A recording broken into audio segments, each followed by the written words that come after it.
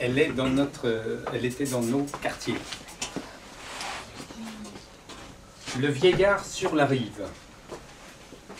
Les monts profonds, rangés étage par étage, jusqu'au bord de la mer, la pinède tombait. Un robuste vieillard, sur le rivage, était couché le dos sur les galets. Par cette journée d'août, au soleil déjà mûr, l'appel lointain des vaisseaux en détresse, le vent tout frais d'un bleu d'azur, au visage du vieux était une caresse. Il avait posé ses mains sur son ventre, comme deux gros crabes obstinés et las. La victoire à l'écorce dure d'un voyage plus fort que le temps. Et ses paupières, salées, ridées, s'étaient refermées mollement. Dans cette obscurité d'étincelles dorées, le vieillard écoutait le grondement. La mer et les poissons aux longues dents, et les bâtisses de l'aurore, les rochers là-bas qui fleurissent, et les filets devant les maisons des pêcheurs. Mais peut-être près des nuages, était-ce le sommet des pins qui bruissaient. Il savait quel vertige vous gagne à les regarder par en bas.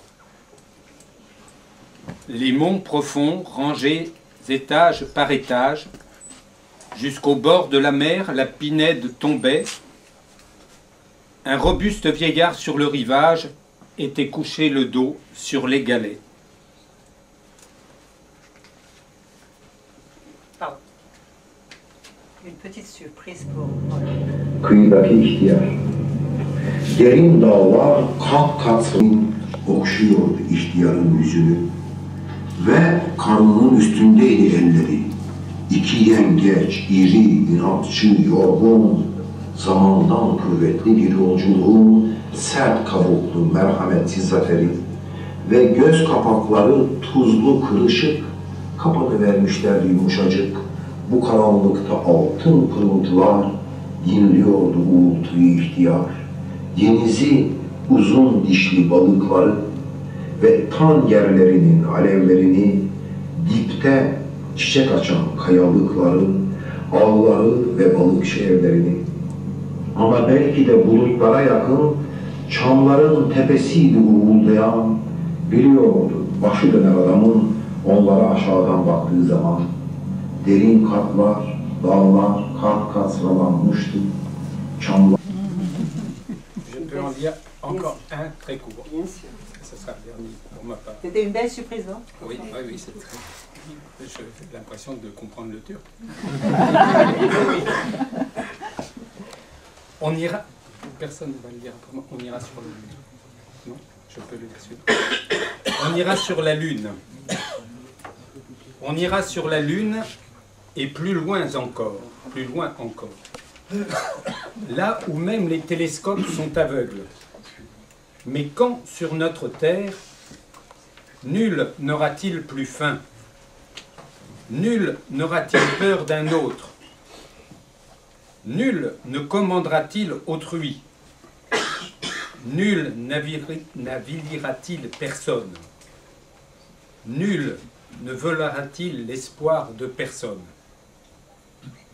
Si je suis communiste, c'est que j'ai répondu à cette question.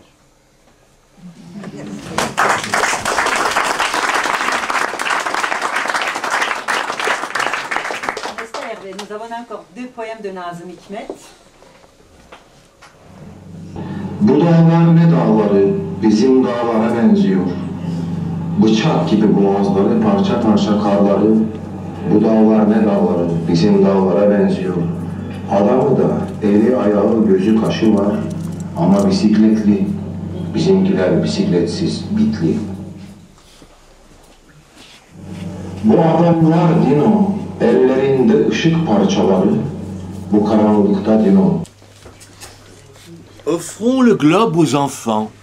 Au moins pour une journée. Donnons-le-leur afin qu'ils en jouent, comme d'un ballon multicolore. Pour qu'ils jouent en chantant parmi les étoiles. Offrons le globe aux enfants. Donnons-le-leur comme une pomme énorme, comme une boule de pain toute chaude. Qu'une journée, au moins, ils puissent manger à leur faim. Offrons le globe aux enfants. Qu'une journée, au moins, le globe apprenne la camaraderie. Les enfants prendront alors de nos mains le globe. Ils y planteront des arbres immortels.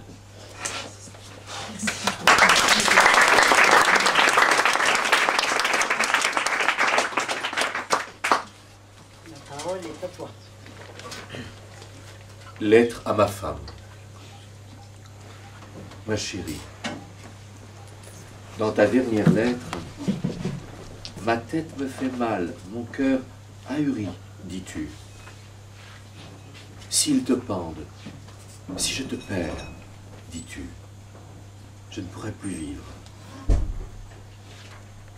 Tu vivras, ma petite femme, comme une fumée noire, ma mémoire se dispersera au vent. Tu vivras, sœur de mon cœur, pourpre chevelu. Tout bien compté, elle ne durera qu'une année de trop au XXe siècle, la douleur de la mort. La mort, un mort qui se balance au bout d'une corde. À cette mort, mon cœur ne s'habitue pas. Néanmoins, sois assuré, cher amour. Un malheureux bohémien, poilu, si une main semblable à une araignée noire me passe le fil autour du cou, ils regarderont en vain vers Nazé pour avoir la peur dans mes yeux bleus. Moi, dans le clair-obscur de mon dernier matin, je regarderai mes amis et toi, et seul, j'emporterai sous terre une chanson douloureuse, à moitié terminée. Ma femme au cœur pur, à la couleur d'or, aux yeux sucrés, au miel d'abeille, pourquoi je t'écris au sujet de mon exécution requise. Le dossier est encore à sa première étape, et on ne coupe pas la tête d'un homme comme un navet. Alors laisse tomber tout ça. Tout cela n'est qu'une éventualité lointaine, et si tu as de l'argent, achète-moi une culotte en flanelle. La douleur de la sciatique m'atteint la jambe, et n'oublie pas qu'une femme de prisonnier doit sans arrêt penser aux bonnes choses. On va lire un petit extrait de Ferhat et Shirin. Nazım Hikmet n'est pas uniquement de la poésie. Nazım Hikmet a fait un texte tout à fait poétique, une pièce de théâtre. Un amour de légende. Un petit fragment.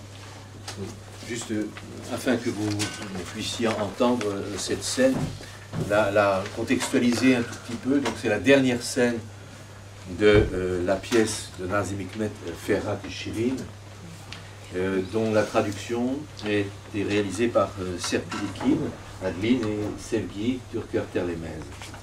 Une traduction, je leur avais demandé parce que j'avais l'intention de monter cette pièce avec des étudiants à l'université de Paris 8. Et finalement, nous n'en avons monté qu'une scène. Alors, très brièvement, c'est une très très belle pièce. Au début de cette séance, c'était évoqué la relation entre la poésie et le politique. Pas la politique, mais le politique. Et je pourrais dire que là, nous avons, à travers une écriture théâtrale extrêmement forte, à la fois un chant d'amour, mais un chant d'amour qui se place vraiment au niveau politique, c'est-à-dire non pas l'amour des égaux qui se rencontrent, ni même l'amour de la fusion, d'une fusion utopique, mais l'amour qui n'existe parce qu'il est l'amour pour l'autre. Et cette pièce, donc, c'est l'histoire d'un jeune garçon, Ferhat, et d'une jeune femme, Shirin. Elle est la sœur d'une grande souveraine qui lui a sauvé sa vie parce qu'elle était atteinte d'une très grande maladie. Une sorte de magicien a proposé qu'elle fût sauvée si sa sœur, la souveraine, faisait le sacrifice de sa beauté, et donc donne sa beauté.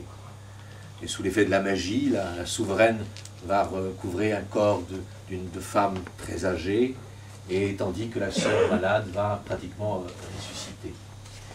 Et à l'occasion du festoiement de ce miracle, un temple est construit, et lors de la visite du temple, de ce temple, il y a la souveraine et sa sœur s'arrêtent devant une fresque absolument magnifique de tulipes. Donc on sait que c'est le grand symbole d'Istanbul.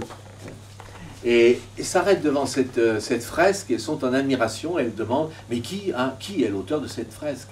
Et on leur dit, mais c'est Ferhat. Et Ferhat, mais qui est Ferhat? Et Ferhat apparaît, et c'est le coup de foudre entre Ferhat et Shirin. Et le coup de foudre est tel qu'ils ne peuvent plus, ils n'ont aucune idée, c'est de s'en aller tous les deux, loin, de partir ensemble. Mais ils sont très vite rattrapés, et il y aura évidemment une punition. Ferhat risque la mort, Shirin donc la privation de son amant, mais il y a néanmoins une clause qui est proposée sous la supplique de Ferhat, de Shirin, pardon. Une clause qui est, oui, c'est possible que l'amant soit épargné à la condition qu'il défonce une montagne de fer, laquelle montagne de fer obstrue une source qui est la source qui peut alimenter l'ensemble de la ville, qui jusqu'à présent n'est pas alimentée. Et les habitants, le peuple, ne boit que de l'eau putride. Il n'y a que dans le palais que l'on boit de l'eau pure. Et donc, voilà, la clause, c'est que Ferhat détruise, enfin perce cette montagne de fer de son immense cognée, et cela va durer 15 ans. 15 ans. Et au bout de 15 ans, Shirin ne tient plus, elle saisit la première occasion pour essayer de rencontrer à nouveau Ferhat. Et là, c'est la dernière scène dont je vous lis simplement quelques extraits. Au plateau, à la montagne de fer, à gauche, au fond, la source de la fontaine et l'ouverture de la grotte dans laquelle Ferhat travaille. Ferhat. 8, 9, 10, 11. On vient de planter le 11e peuplier. On entre dans la 11e année. Pour un peu, il fera grand jour. Tu as froid, le petit peuplier, tu as froid, mon enfant. Le peuplier, j'ai froid. Derrière la colline arrive Shirin. Shirin prend du sol une pierre et la jette sur Ferhat. Ferhat regarde de tous côtés. Shirin lui jette une autre pierre et encore une autre. Ferhat ne tarde pas à comprendre que les pierres arrivent du côté du platane et se dirigent vers lui. Shirin sort de derrière le platane. Ferhat et Shirin. Ils se prennent dans les bras, s'écartent l'un de l'autre. Ferhat prend Shirin par les mains et la dévisage. Shirin, Shirin, oh Shirin. Ferhat, Ferhat, Ferhat. Ferhat, tu t'es enfui, comment es-tu venu? Ne dis rien, ne parle pas, laisse-moi t'admirer. Shirin, Ferhat, Ferhat, comme ton sourire est agréable, on dirait la réverbération lumineuse du soleil dans l'eau. Shirin rit. Ferhat, comme ton rire est agréable, on dirait les rameaux printaniers agités par la brise. Shirin se met à pleurer. Ferhat, pourquoi verser des pleurs? Shirin, pour manifester ma joie. Mes pleureries, ne le vois-tu pas? Ferhat, comment cela est-il arrivé? Comment es-tu venu? Shirin, mon unique, mon univers, mon enfant.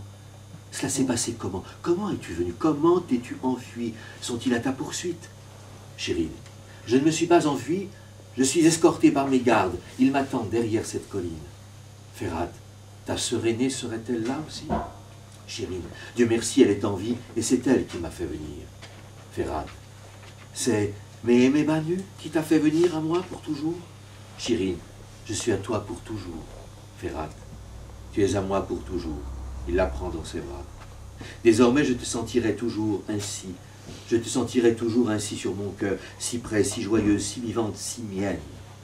Viens que je te montre où je travaille. Attends, que je te présente d'abord ma massue. En lui montrant la massue. La voilà. Accroche-toi à son manche. Shirin, comme elle est pesante.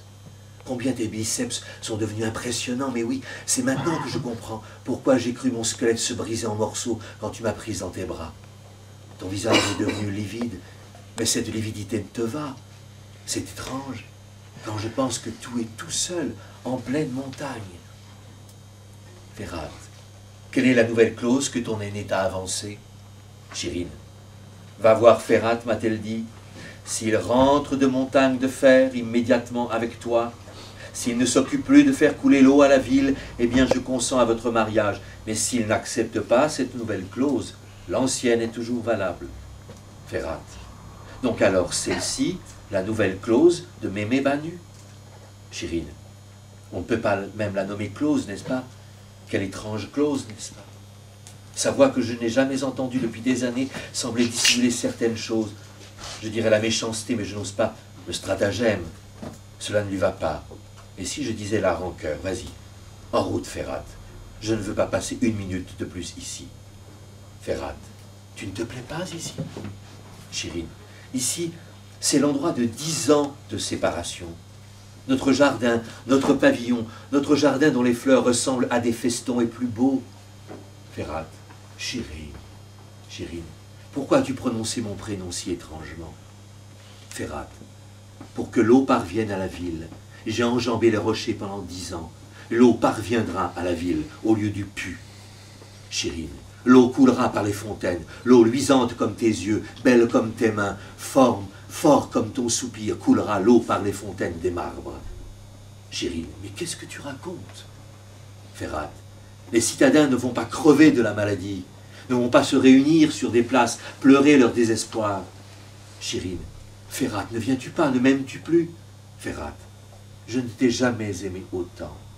À l'intérieur de la grotte, j'ai avancé de 100 pieds. Je n'ai en face de moi que le rocher noir, et je perce, et je perce l'eau. Chirine, et combien de jours? Réponds-moi donc, en combien de mois? Mais pourquoi ne me réponds-tu pas? En combien d'années? Ne me réponds pas. Elle pleure. Ferhat, ne pleure pas. Ne pleure pas, je t'en supplie. Ne m'aliène pas par tes pleurs. Renforce-moi les biceps par ton sourire. Chirine, je ne suis pas une héroïne. Je ne suis qu'une femme désarmée, voulant retrouver l'homme qu'elle attend depuis 10 ans. Une pauvre femme qui constate qu'elle n'existe plus dans le cœur de son homme. Ferhat, mais tu es dans mon cœur, dans mes mains, dans mes yeux. Chirine, allons-y, tu viens. Si tu ne viens pas, ma main ne caressera pas ta main. Si ton regard durant encore des années, tu viens. Sur le front, j'ai 3 rides, mais pourtant je suis toujours belle. Notre pavillon, tes festons t'attendent. Viendras-tu? Ferhat, Chirine, Chirine, viendras-tu? Ferhat, pourrons-nous être heureux, toi, moi, dans ton pavillon, en buvant dans des cruches en argent, de l'eau de montagne de fer, pendant que les gens tombent et crèvent comme des mouches? Il faut que cette eau coule vers la ville par des fontaines de marbre, et elle coulera, et je n'en ai qu'un rocher, et je percerai ce rocher jusqu'au bout. Chirine, tu aimes la ville plus que tu m'aimes? Ferhat,